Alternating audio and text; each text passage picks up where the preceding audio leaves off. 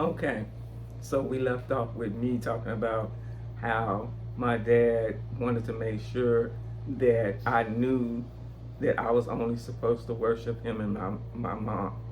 Okay, and so I say that he was jealous. Okay, and it's okay for your parents to be jealous when they see you responding to another, to other people, like other parents. It's okay. It's a health. Hopefully, it's a healthy jealousy and not, a dysfunctional jealousy. That they see that these other parents are important, playing an important role in your life, and that they're helping you along in life. And I know my mother was like that. My dad, not so much, but my mother was like that because I remember when I was a young girl and I first started my menstrual cycle, that my mom spoke with me about it and asked me, did my sister speak with me about that? And I'm saying another adult, but my sister was an adult. She's 7 years older than me. And so, and she, and even after my brother died, we had other adults in the building who were coming to see about us. And my mother, she appreciated it. I can tell she appreciated it by her reaction, her response to them. Because she never said anything negative. She never groveled and grumbled and complained. She was happy that we had people to see about us. Okay, when she could not because she was distraught. Her son committed suicide. She was distraught. And she had two young daughters, okay, up under him, who she was just unable to see about because of her own devastation, her own bereavement. So, so it's important that your children do allow them to have other people in their lives that can sow into their lives. And don't be jealous. Don't be jealous as long as they're helping them in a positive way. So I'm saying that to somebody who needs to hear that. I don't know who needs to hear that, but don't be jealous. And because sometimes our children won't listen to us. They'll listen to someone else. And as long as there's a positive outcome, I was always on board. I was always okay with it. I do remember it was a situation where my daughter had a friend whose mother I thought was a little bit immature and childish, and I didn't like some of the things that my daughter said that she had said, and some of her behavior, and I spoke about it, but I didn't speak negatively in a way that like I wasn't cursing or anything and saying stuff like that. But what I said was, if you look at her life, you can see, that her behavior have led her to her lifestyle. That's her lifestyle. And that lifestyle will lead you to be in a situation that's unbecoming, basically. My daughter was a teenager. She didn't really understand it. She didn't get it. Because she's thinking, oh, she's cool, mama. She said something like, she like Biggie Smalls or something. And I was like, girl, bye, But I've never been jealous, of my daughter having friends. Because I was a teen mom. And I was hoping, hopefully, I know I had friends who was 8 and 10 years older than me. Okay? And they helped me. I did have friends, it was kind of late, it was after I got pregnant, but they helped me. And even when I went to college, I made friends with women who were older than me, and they helped me. They helped guide me, and so that's important. And even when I wasn't listening, even when I wasn't following my own mind, even when I would try to stop smoking, and I just didn't try hard enough. um, I'm not blaming anybody. I know who the responsibility falls on. It falls on me. But I'm not even hard on myself anymore. I mean, I was down on myself for so long because I felt like, okay, you're supposed to be smarter than this, and look at what you've done. But I was looking at it from a worldly position, through worldly eyes, and the way people would be looking at me. At least that's what I thought. Until God sat me down. He sat me down, in a quiet spot where I could have nobody but Him and the Holy Spirit. And they ministered to me and sent, me good teachers through social media, that taught me what I needed to know, and through the Bible, studying the Bible, that what I needed to be and what I needed to change and how I needed to think. I'm so grateful. I'm grateful to God for that. I am grateful to God for that. That, through His holy word, I have learned, to accept chastisement and discipline, as a form of correction, a form of renewal, a form of revitalization, a form of new, this new birth, this new life. It's wonderful, and it's not filled with, lots of material things. I have what I need. I can use some more money. He's given me, he's identified. He's allowed me to see, that I am gifted in a way that I didn't know that I was. And He's, shown me my, my gifts, and He's shown me my calling, which is what I needed to know. So desperately needed to know what is the purpose. What is the purpose of this little girl, who's got a big mouth, who's, stepping up when, her big sister and her big brothers are not, stepping up and saying, calling my dad, when we in trouble, when we're at the house and we in trouble, who's knows how to, run and go get help, What is the purpose? What's the purpose in that? And so he's showing me that. And I'm grateful. And that's what I want for you all. I want for whoever's listening to know that it's not all about, worldly success.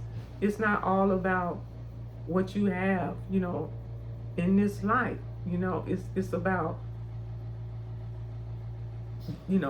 a spiritual awakening. It's about a spiritual illumination. It's about understanding the purpose for God creating you. It's about being able to share a part of you that you just beginning to get to know yourself, and so this is really important. It's really important for us because this physical world is perishing day by day, and we have an eternal purpose, an eternal calling, and so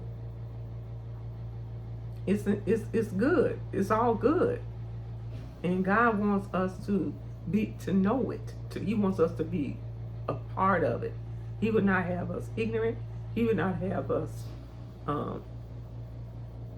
blind. Okay, because I've been blind and I've been dumb, and I mean hearing, deaf and blind, you know? And that's not what he wants for his people. That's not what he wants for his people. And so, with that being said, I'm gonna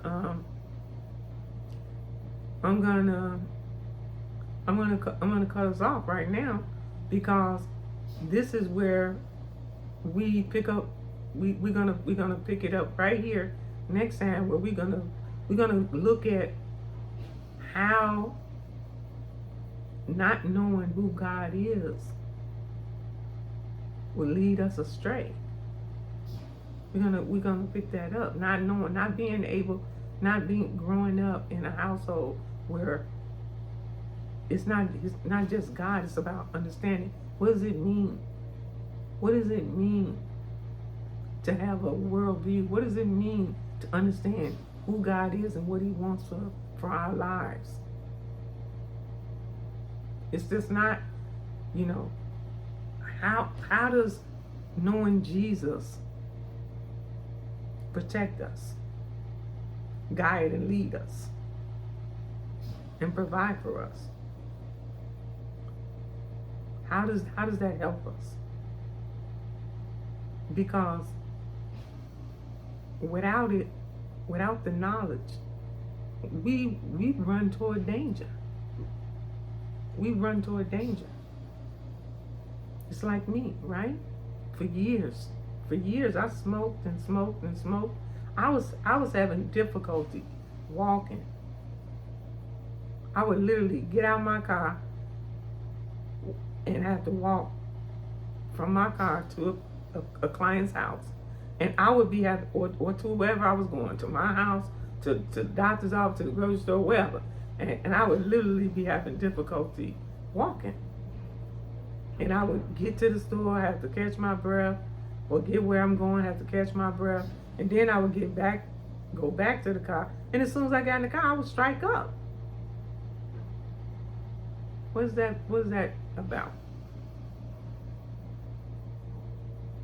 What's that about? Where do you do that in your life? You may not strike up on a cigarette, but where do you do that in your life? Where do you take control from Jesus in your life? I follow a couple of people on social media, YouTube, Facebook, and I see how we take control. God is a blessing to our lives, but I see how we take control, and then we say, all the glory due to God. And if we could only see how we operate, if we could just hover above ourselves and see how we operate in the earth realm, we would be so surprised. Because when I thought about it, I remember when I was off work and I was going to counseling. I remember being so out of breath, short of breath, that I would have to literally stop walking in the street and I would lean like I'm on a pole or something, the street poles. I would just stand there for a minute, catch my breath, or if I saw a bench, I would sit down. But then I would forget real quick. As soon as I make it back to my car, I would forget that I was out of breath, walking upstairs, getting back in the car. I would just forget. I just didn't make the connection. So that's what I'm talking about. Where are you missing the mark? Where are you missing it? See, that's where we're supposed to be looking. Because I'm telling you, when it got so bad, when it got so bad, I couldn't go any further. So that's what we're gonna pick it up at. Okay, I'm gonna get you some examples, give you some examples of just how blind I was. I mean, walking, you have to see yourself. Human beings are the only creatures who can step outside of ourselves and see ourselves. Animals can't do that. God created us with the ability to step outside of ourselves and see ourselves for a reason. And that's what we're going to talk about. So I bid you all a good day. If you like what you hear, I want you to like the video, comment, tell me what you think, share it, and subscribe. I want you to think about subscribing. Okay? Until next time. Bye-bye.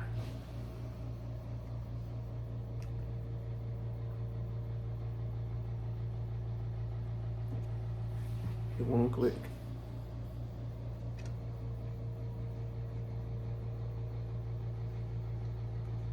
Why it's not clicking? I don't know.